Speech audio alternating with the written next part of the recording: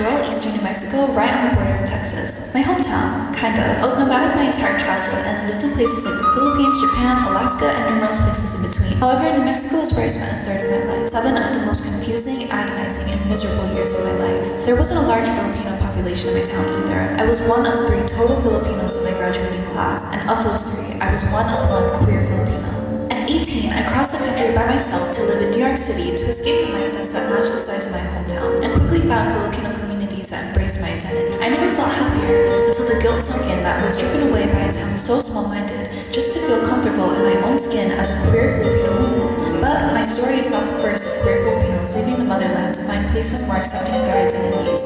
While they didn't stay in the Philippines to nurture the fight for marriage equality, no blame can be placed for leaving due to the overwhelming stigmas they face for being who they are.